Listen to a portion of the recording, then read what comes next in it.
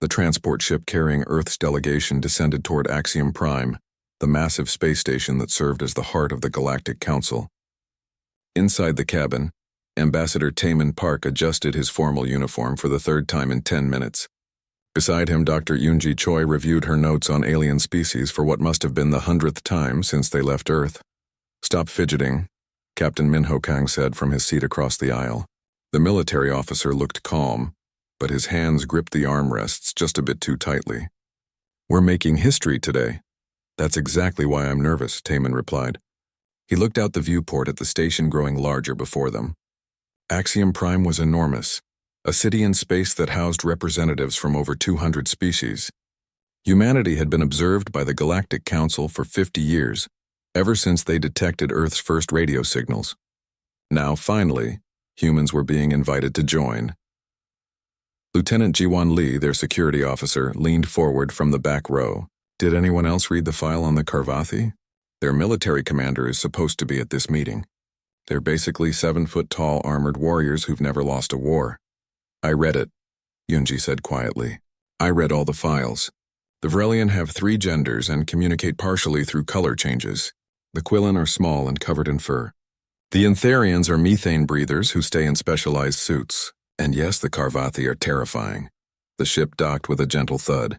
The pilot's voice came over the speaker. "We're here, folks. Good luck."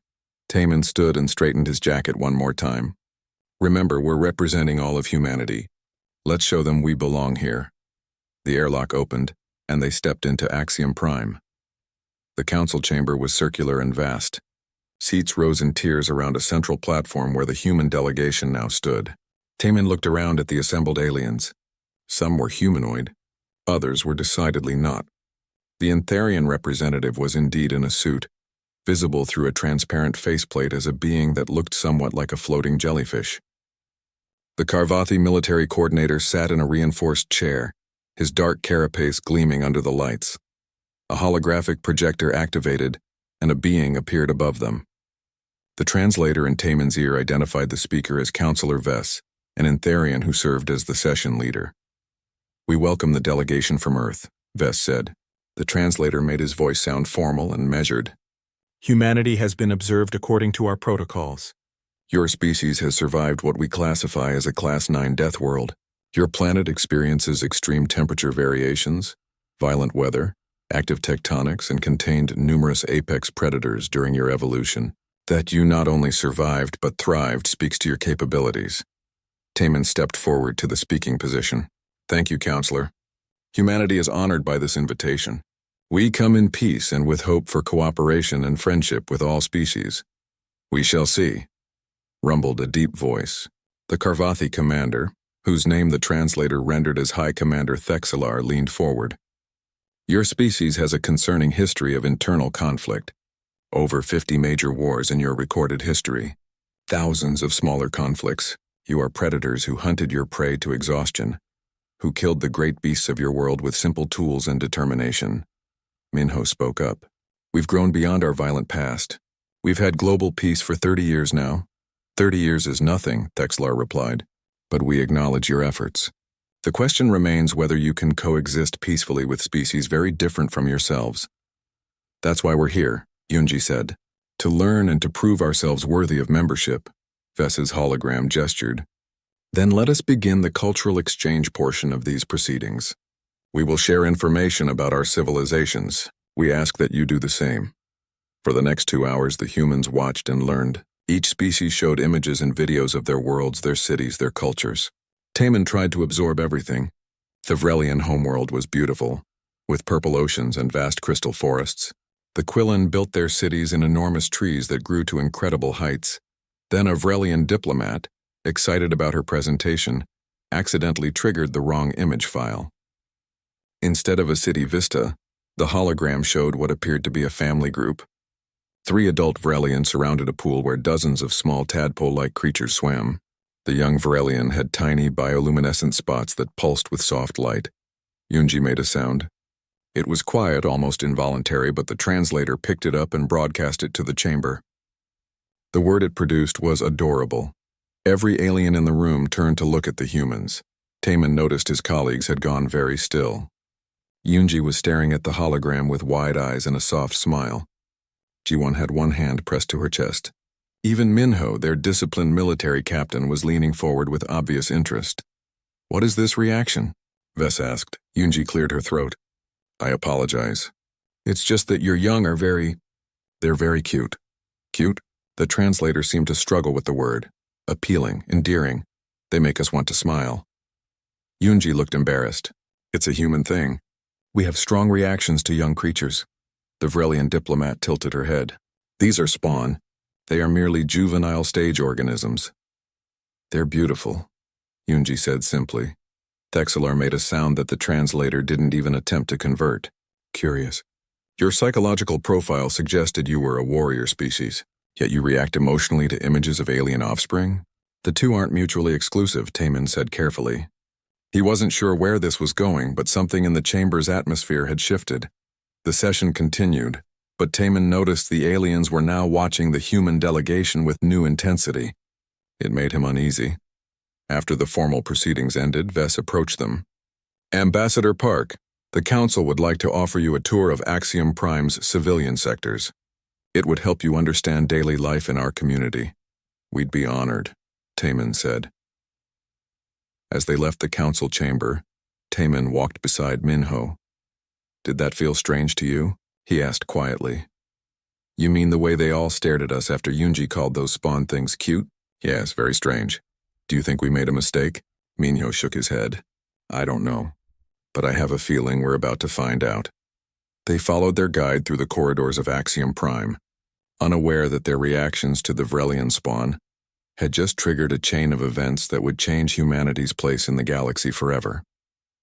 Behind them, in the council chamber, Thexelar was already filing a report with security. Unusual behavioral pattern detected in human delegation. Recommend observation and analysis. Classification. Unknown threat potential. The galaxy was about to learn something unexpected about humanity. Something that would either doom them or save them. And it all started with one simple word: adorable. The residential district of Axiom Prime was nothing like Taemin had imagined. Back on Earth, when people thought of space stations, they pictured sterile metal corridors and artificial lights. But this place felt alive. Gardens grew under specialized atmospheric domes. Water features provided humidity for species that needed it. The architecture varied wildly from section to section, designed to accommodate the different needs and preferences of dozens of species. Their guide, a young Antharian named Kel who worked in the diplomatic corps, floated ahead of them in his environment suit. "Each species has their own district, but we encourage mixing," he explained. "The market plaza ahead serves everyone. You'll find it quite busy at this hour." Yoonji was taking notes on her datapad as they walked.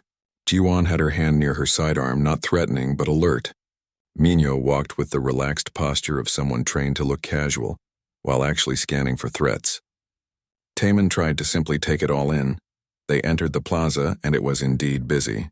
Dozens of species moved through the open space, shopping at stalls, sitting at what appeared to be cafes or simply socializing. Children played in designated areas. Well, not children exactly. Juvenile members of various species. "That's a Vrelian youth center," Kel said, pointing to a building with large windows. Inside, they could see older spawn being supervised by adults. "And there's a Quillen family." Taemin looked where Kel indicated. 3 small furry beings walked together. They stood perhaps 4 feet tall, covered in soft-looking russet fur. Their faces were rounded with large, dark eyes, but it was the smallest one that made everyone stop. The young Quillen, barely 2 feet tall, was walking between the 2 adults. Its fur was fluffier than the adults', its head proportionally larger for its body. It moved with the uncertain wobbling gait of someone still learning coordination. In its tiny hands it clutched what appeared to be a stuffed toy. Yoonji made that sound again. A small, high-pitched noise that came from somewhere deep in her chest. The young Quillen stumbled, sat down hard, looked surprised, then got back up with determination. The adults helped steady it. "Oh my goodness," Ji-won whispered. She had both hands pressed to her chest now. "Look at it. Just look at it." Minho had stopped walking entirely. His usually stern military bearing had softened. "That's the cutest thing I've ever seen." Taemin felt it too. Something in his brain was short-circuiting. The small Quillen was just so incredibly appealing. Those big eyes, those tiny hands, the way it toddled along trying to keep up with its parents. Are you all functioning correctly? Kel asked, sounding concerned. Your vital signs just spiked. Do you need medical assistance? No, we're fine, Taman managed to say. He couldn't look away from the Quillen family. We're just... That young one. Is it okay if we go say hello? Kel seemed confused but gestured permission. The Quillen are friendly. But why do you wish to interact with a puffling? A puffling, Yunji repeated, and somehow the word made the situation even more powerful. That's what you call them? They approached slowly. The Quillen adults noticed and turned, their posture becoming protective. Taman held up his hands in what he hoped was a universal peaceful gesture. Hello, he said. The translator handled it. We're the humans. The new species. We noticed your child. Your puffling. Would it be okay if could we take a photograph? The Quillen adults looked at each other. One of them spoke, their voice rendered by the translator as cautious. Why would you want images of our offspring? Because they're adorable, Jiwan said. She had pulled out her personal device. Because we've never seen anything so cute in our entire lives. Because everyone back home would love to see this, please. The confusion on the Quillen faces was obvious even across species barriers. But after a moment, one of them nodded. We suppose there is no harm in it. What happened next would be reviewed by station security for weeks afterward. Yunji knelt down to be at eye level with the puffling. She smiled and made soft, gentle sounds. The puffling, curious about these strange tall beings, toddled closer. Jiwan circled around, capturing images from multiple angles. Minho crouched down and offered his hand. The puffling reached out with one tiny paw and grabbed his finger. Minho's face transformed. The hardened military captain looked like he might cry. Hi there, little one, hi. Yes, you're perfect. You're absolutely perfect. Taman found himself making sounds he'd never made before, high-pitched cooing noises. He didn't even try to stop himself. The puffling looked up at him with those enormous eyes and his heart melted. Its fur is so soft, Yunji said. The puffling's parent had given permission for gentle touching. Feel how soft it is. I'm feeling it, Jiwan said, carefully stroking the puffling's head. This is the best day of my life. A crowd was gathering. Other species stopped to watch the humans interact with the Quillen puffling. They seemed baffled by what they were seeing. The puffling made a small chirping sound and patted Minho's hand with both paws. I would die for this child, Minho said seriously. I know I just met it, but I would absolutely die for it. Same, Jiwan agreed. Completely same, Yunji added. Taman looked up at the Quillen parents. Thank you for letting us meet your puffling. This means more to us than you could possibly understand. We do not understand at all, one of the parents said honestly. You are supposedly a warrior species, yet you behave as if our puffling is precious treasure. It is, all four humans said in unison. That was when station security arrived. 2 Karvathi guards pushed through the crowd, their armor making them look even more imposing. They had their weapons drawn, though not aimed. Behind them came more security personnel from other species. We received reports of unusual activity, the lead Karvathi said. His translator made him sound stern and official. Humans surrounding a Quillen puffling. Stand away from the child. The humans reluctantly stood up. The puffling chirped again, reaching toward Minho. Wait, one of the Quillen parents said. There is no danger here. These humans were simply admiring our offspring. They are gentle. The Karvathi guard looked at his scanner, then at the humans, then at the puffling. You were admiring a child that is not your species? Yes, Taman said. He was starting to realize how this must look. It's a human trait. We find young creatures appealing. It triggers protective instincts in us. Protective instincts, the guard repeated slowly. He spoke into a communication device. Commander Thexelar, this is Security Team 7. You need to see this. Within minutes, High Commander Thexelar himself arrived. The crowd parted for him. He looked at the scene. 4 humans, 1 Quillen puffling, 2 confused Quillen parents, and about 30 onlookers. Explain, he demanded. Yunji stepped forward. She seemed to be the one best able to articulate what was happening. Commander, humans evolved with strong parenting instincts. We respond to certain physical features that indicate youth and vulnerability. Large eyes relative to face size, rounded features, small size, uncoordinated movement. These traits trigger an automatic response in us. We find them cute. It makes us want to protect and care for them. And this Quillen puffling has these features? Very much so, Yunji said. She looked at the puffling again and her expression softened. It's one of the cutest things I've ever seen. Thexlar was quiet for a long moment. Then he spoke into his communicator. Priority alert to Council. Classification. Behavioral anomaly in human species requires immediate investigation. Possible security concern. Taman felt his stomach drop. They had been on the station for less than 6 hours and were already creating an incident. The puffling, oblivious to the tension, toddled over to Taman and tugged on his pants leg. It chirped up at him. Taman looked down at those big eyes and couldn't help but smile. Hi there, he said softly. Whatever happened next, he thought, it was probably worth it. The emergency council session was called for the following morning. Taman barely slept. He kept replaying the incident in his mind, trying to figure out how they had managed to create an interstellar incident by being nice to a child. This is bad, Jiwan said as they prepared in their quarters. We're supposed to be proving we're responsible enough to join the galactic community, and instead we caused a security alert. We didn't do anything wrong, Minho insisted. We just reacted naturally to seeing something cute. Yunji was calm, though. She had been up most of the night preparing. I think I can explain this in a way they'll understand. We just need to be honest about human biology and psychology. When they entered the council chamber, the atmosphere was very different from the day before. More species were present. Security personnel lined the walls. Thexler sat in a position of prominence, his posture radiating authority. Even Councillor Vest seemed more formal. Ambassador Park, Vest began. Yesterday's incident has raised concerns. The Galactic Council must understand what happened. Were you and your delegation attempting to assess the vulnerability of other species' offspring? Taman felt cold. What? No, absolutely not. Then explain your behavior, Thexlar demanded. You are classified as an apex predator species. You evolved by hunting prey to exhaustion. Your planet produced some of the most efficient killers in known biological history. Yet you surrounded a Quillen puffling and behaved in a manner that our analysts cannot explain. It's actually quite simple, Yunji said, stepping forward. May I present information to the council? Vest gestured permission. A holographic display activated in front of Yunji. She began her presentation.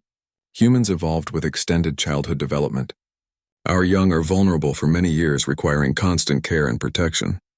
To ensure we would provide this care, our brains developed a specific response to features that indicate youth and helplessness. She displayed an image of a human baby. This is a human infant. Note the large eyes relative to face size, the rounded cheeks, the small body with a proportionally large head. These features trigger an automatic response in adult humans. We find them cute. This response makes us want to protect and nurture the infant. This is logical for your own species, a Vrelian counselor said. But you reacted to a Quillen puffling. Yes, Yunji agreed. Because the same features that indicate human youth also appear in the young of many other species. Our brains don't distinguish. We see large eyes, rounded features, small size, and uncertain movement, and we automatically respond with protective, nurturing feelings. She changed the image to show various Earth animals, a puppy with big eyes, a kitten with fluffy fur, a seal pup with its white coat, a baby elephant with oversized ears. These are all different species from Earth. None of them are human. We cannot communicate with them. They cannot benefit us directly. Yet humans across all cultures find them adorable. We keep them as companions, we create reserves to protect them, we spend resources to ensure their survival. The council watched in silence as she showed videos. Humans rescuing trapped animals, people crying at wildlife documentaries, children hugging dogs, a man bottle feeding an orphaned squirrel. Your species uses resources to protect animals that provide no benefit, an Antharian counselor asked. This seems inefficient. It probably is, Yunji admitted. But we can't help it. We evolved as social creatures with strong family bonds. Those instincts extended beyond just our own species. We domesticated wolves and turned them into dogs. We made them part of our families. We did the same with cats, horses, birds, and even reptiles. She showed an image of a human child sleeping next to a large dog. This animal's ancestor once hunted our ancestor. Now we trust them with our own young. That's how powerful our bonding instinct is. Thexlar leaned forward. So when you encountered the Quillen puffling, your instinct was to protect it, not harm it? Exactly, Yunji said. We couldn't harm it if we tried. Our psychology won't allow it. When we see something with juvenile features, especially something as perfectly adorable as a Quillen puffling, we experience what we call cuteness aggression. Aggression? Several counselors reacted to that word. It's a misleading term, Yunji said quickly. It means we're overwhelmed by how cute something is. We want to squeeze it gently, to hold it, to protect it. The term aggression refers to the intensity of the positive feeling, not any desire to cause harm. She looked directly at Thexlar. Commander, you asked if we're a warrior species. We are. We fought our way to the top of our planet's food chain. We survived ice ages, plagues, and our own self-destructive tendencies. We can be fierce and relentless when threatened. But we're also this. We're a species that cries at sad animal videos, that stops traffic to help ducklings cross roads, that celebrates when endangered species have babies. These two traits exist together in us, Minho spoke up. If I may add something, I'm a military officer. I've been trained in combat for 20 years. I can field strip a rifle in 30 seconds. I've led missions in hostile territory. And yesterday, when that puffling grabbed my finger, I wanted nothing more than to make sure it was safe and happy. There's no contradiction there. A warrior protects. That's what we do. The council chamber was silent. Then one of the Quillen representatives stood up. It was one of the parents from yesterday. If I may speak, they said. After the incident, my partner and I discussed the humans' behavior. At first we were confused and somewhat frightened, but as we observed them, we realized their intentions were pure. They were gentle with our puffling. They asked permission before touching. They showed genuine joy at meeting our offspring. No species has ever reacted to our young that way before. Another voice spoke up. The Vrelian, whose spawn image had started everything. I too have been considering this. My clutch siblings often ask why other species do not show interest in spawn. We are told it is because spawn are merely juvenile forms not yet worthy of notice. But humans noticed. They called them beautiful. Vess's hologram flickered thoughtfully. Dr. Choi, you are saying that humans will have this response to the young of any species they encounter? If those young have the right features, yes, Yunji confirmed. Large eyes, round faces, small size, though I suspect we could find any alien young endearing given time to understand them. Even, Thexlar said slowly. Even the young of species you consider enemies? Yunji hesitated, then nodded. Probably. Our history is full of soldiers showing kindness to enemy children. We have a saying, there's no such thing as someone else's child. All children deserve protection. Thexlar stood up. His full height was impressive, his armored form designed for war. I told you humans were observed for 50 years before this contact. Do you know what concerned us most about your species? Taman shook his head. Your wars, Thexlar continued. You fought constantly. You developed terrible weapons. You nearly destroyed yourselves several times. We worried you would bring violence to the galaxy. Now I see we misunderstood. Yes, you fought. But do you know what your soldiers did in every major conflict? They protected civilians. They shared rations with hungry children. They gave medical care to refugees. Even in your darkest moments, you tried to protect the innocent. He looked around the council chamber. I withdraw my security concern. This is not a weakness to be exploited. This is a strength we should recognize. A Vrelian counselor stood. I agree. A species that instinctively protects the young, even young that are not their own, is a species we should welcome. One by one, other counselors stood in agreement. Vess's hologram expanded. It appears the council has reached a consensus. Humanity's protective instincts toward juveniles are not a security threat. They are, in fact, a valuable trait. Dr. Choi, your presentation has been enlightening. Yunji smiled. Thank you, counselor. Though I should mention something. Now that word has spread on Earth about what happened yesterday, about the Quillen pufflings and the Vrelian spawn. The internet has gone absolutely crazy. There are already 3 million images being shared, artwork being created, and entire communities dedicated to appreciating alien young. 3 million? Vess sounded startled. In one planetary rotation? Humans really love cute things, Yunji said. The Quillen might want to prepare for a lot of attention. The Quillen parent spoke again. We find this acceptable. Any species that appreciates pufflings cannot be bad. As the session concluded, Taman felt relief wash over him. They had taken something that looked like a disaster and turned it into understanding.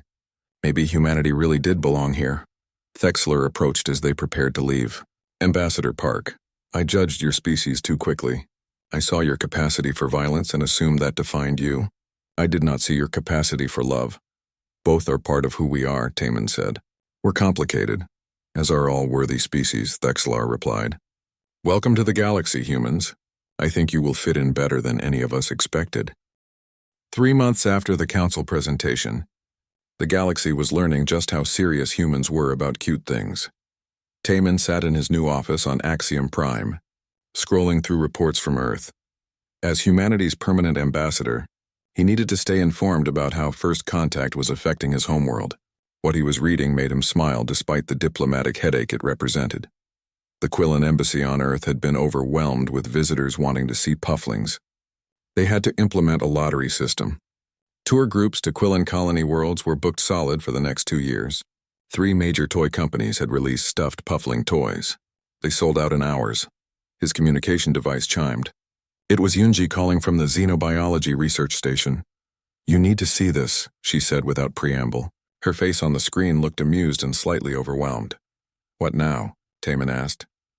The Vrelian have started posting spawn images on the human-accessible networks. Do you know what happened?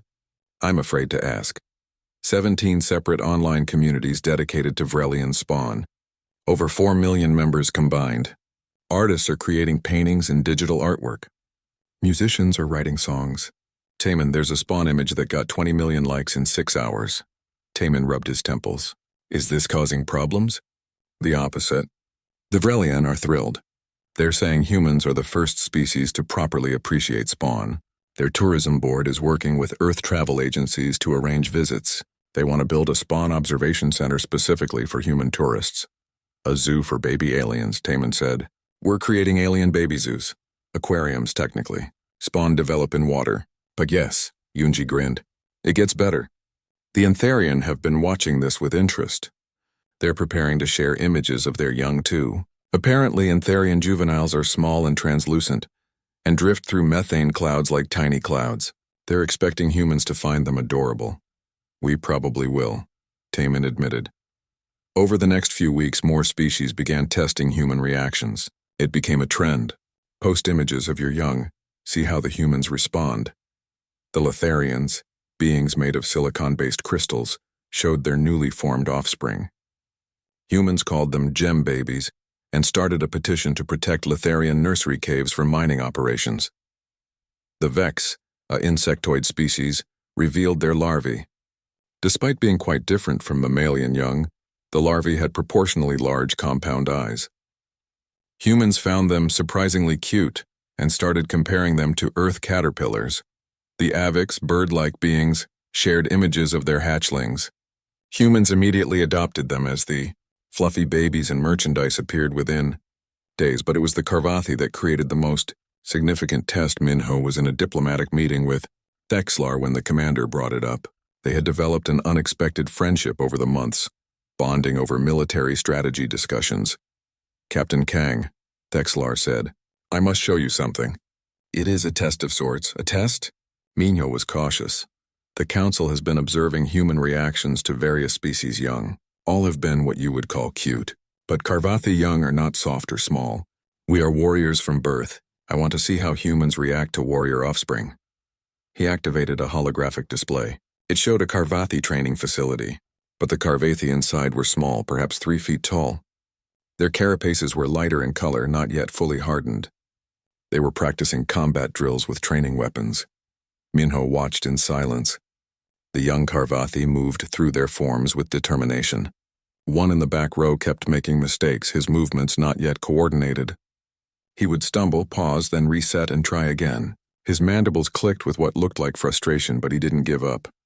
These are our young warriors, Thexlar explained. 3 years past their first molt. Training to serve the Empire. They drill for 6 hours daily. They learn weapons, tactics, honor codes. This is how Karvathi young are raised. Minho was quiet for a long moment. Then he pointed at the small Karvathi in the back row. That one. He's trying so hard. Thexlar looked at the display. He is struggling with the defensive forms. His carapace is not yet strong enough. He should wait another molt cycle before attempting them. But he's not waiting, Minho said. His voice was soft. He's pushing himself. Look at him. He falls, gets back up, tries again. That's incredible determination for someone so young. You see a warrior, Thexlar said. I see a kid trying his best, Minho replied. A brave kid who's working harder than anyone else in that room. Is there a way we can see them train in person? Thexlar's mandibles clicked, and what Minho had learned was surprise. You want to observe training? If it's permitted. I think it would be educational. And honestly, I'd like to meet them. Especially that one in the back. Later that week, Thexlar arranged a visit. Minho brought G1 and Yunji. They arrived at the training facility expecting to observe from a distance. Instead, Thexlar brought them directly into the training hall. The young Karvathi stopped drilling and turned to look at the visitors. Up close, they were clearly juvenile. Their carapaces had a softer sheen. Their eyes held curiosity rather than the hardened gaze of adult warriors. The struggling one from the video was there. Without his armor, they could see how much smaller he was than the others. This is Crix, Thexlar said. He is the smallest of this training cohort. Born late in the molt cycle. He should not be here yet, but he insisted. Crix clicked his mandibles nervously at the attention. Minho knelt down to be closer to eye level. Hi, Crix, I've seen you training. You're doing great. The translator handled it, but Crix still looked confused. I am the worst in the group. You're the most determined, Minho corrected. That matters more. I was a soldier on my world. Do you know what made the best soldiers? Not the biggest or the strongest. The ones who never gave up. Like you. Crix's whole posture changed. He stood a little straighter. Yunji was watching the other young Karvathi with interest. How old are they? By human standards, approximately 7 years old, Thexlar said. Though Karvathi mature faster than humans, they're children, Jiwan said quietly. Child soldiers. There was tension in those words. Thexlar bristled. We are a warrior culture. This is our way. But Minho shook his head. Captain Lee isn't judging. She's recognizing what they are. Young warriors in training. That's different from child soldiers. They're here to learn, not to fight, right? Correct, Thexlar said, relaxing slightly. They will not see combat for many years yet. Minho turned back to Crix. Keep training hard. Keep getting back up. You're going to be amazing. The visit continued for an hour. The humans watched the young Karvathi drill, offering encouragement. When it was time to leave, all 3 humans looked reluctant. That evening, Thexlar sent a message to the council. It included video of the visit and his analysis. Conclusion: humans respond to all juvenile beings with protective instinct and encouragement, regardless of species appearance or culture. They see value in youth itself. Even young warriors training for combat are viewed with supportive affection rather than threat assessment. This trait appears universal to their species. He added a personal note. Crix's performance has improved since the human visit. He trains with new confidence. Captain Kang's words affected him deeply. Perhaps humans understand something about raising young warriors that we have forgotten. Perhaps strength comes not just from hard training, but from encouragement and recognition of effort. The galaxy was beginning to understand. Humans didn't just find some alien young cute. They found value and worth in all young beings. They encouraged them, protected them, celebrated them. It wasn't a weakness. It was something the galaxy had never seen before, and it was about to change everything. 6 months after humanity joined the Galactic Council, everything changed in a single day. The emergency broadcast reached all council members simultaneously. Taman was reviewing trade agreements when the alert came through. His office screen switched to show Councillor Vess, and the Antharian's usual calm demeanor was gone. The Zerath swarm has entered council space, Vess announced. Multiple colony worlds are under attack. This is not a raid. This is an invasion. Taman felt ice in his stomach. The Zerath swarm was a hive-minded species from beyond the known galaxy. They consumed resources completely, leaving planets stripped and lifeless. The council had border conflicts with them before, but never a full invasion. He immediately contacted Minho, who was now commanding a human vessel assigned to the council defense fleet. The ship was called Defender's Heart, a name that some alien species found strange but humans understood perfectly. I saw the alert, Minho said. His face on the screen was already in combat mode. We're preparing to move. Where are they hitting? 12 worlds so far. The Council is prioritizing defensive positions around core systems and major population centers. Over the next hours, Taman watched the situation unfold from the command center on Axiom Prime. The swarm's strategy was overwhelming multiple targets at once, spreading the Council's forces thin.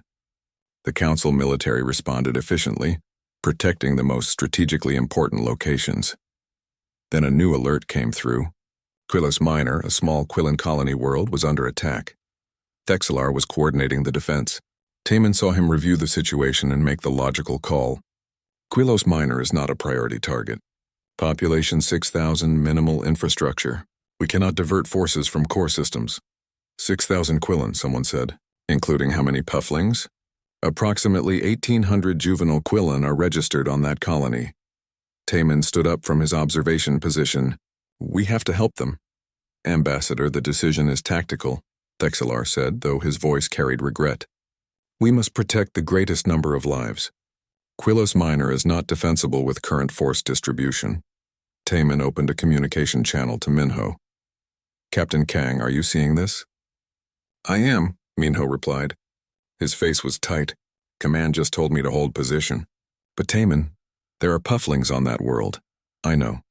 They looked at each other across the communication link. Taman could see the decision forming in Minho's eyes. If you do this, Taman said quietly, you'll be disobeying direct orders from Council Command. I know, Minho said. Defenders hard to fleet. We're breaking formation, setting course for Quillos Minor. Captain Kang, you are ordered to maintain position, the fleet coordinator broadcast. Negative. There are children dying on that world. We're going. 2 more human ships broke formation. Captain Jiwan Lee's vessel, Swift Mercy, and another ship called Guardian's Promise. All human vessels, return to formation immediately, the coordinator commanded. Jiwan's voice came over the channel. There are 1,800 pufflings on Quillos. Minor, we're not leaving them, Taman watched as 3 human ships accelerated away from the main fleet, toward a colony world that the Council had written off as indefensible. He opened another channel. Dr. Choi, I need you to organize civilian evacuation protocols for Quillos Minor. Prepare every transport ship we can access. Already on it, Yunji replied. I pulled files the moment the attack was announced. Taman, I'm going with the transports. Yunji, it's dangerous. There are pufflings there, she said simply. I'm going. In the command center, Thexelar turned to Taman. Your people are disobeying orders. I could have them charged with insubordination. You could, Taman agreed, but you won't, because you understand why they're going. Thexelar was quiet for a moment. Then he turned to his tactical officer. Show me the situation at Quillos Minor. The display zoomed in on the small colony world. The swarm had landed multiple seed ships. They were spreading across the surface, consuming everything. The Quillan colonists were evacuating to shelter facilities, but they wouldn't hold long. They cannot win this fight, Thexelar said. 3 ships against a swarm incursion. It is suicide. Maybe, Taman said. But they're going anyway. The 3 human ships arrived at Quillos Minor 30 minutes later. What happened next became legend across the galaxy. Minho's tactical analysis was clear. They couldn't destroy the swarm forces. They didn't have the firepower. But they could buy time.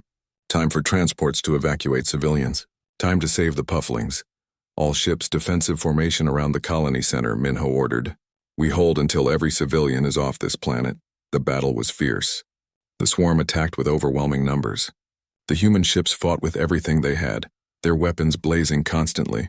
They rotated positions, covering each other, making the swarm pay for every meter of ground. On the surface, Yunji coordinated the evacuation. Quillan families rushed to the transport ships carrying their pufflings. The adults were terrified but trying to stay calm for their young.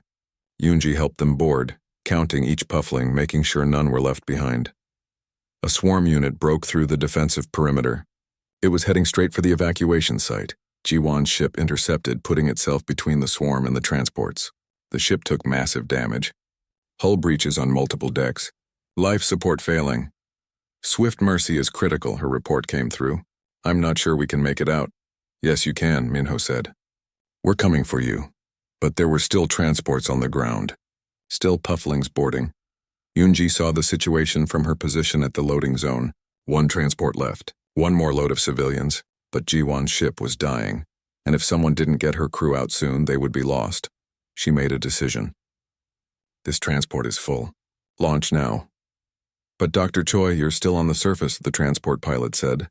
I'll catch the next one. Get those pufflings to safety now. The transport lifted off. Yoonji watched it go, then turned to help the last group of Quillen civilians.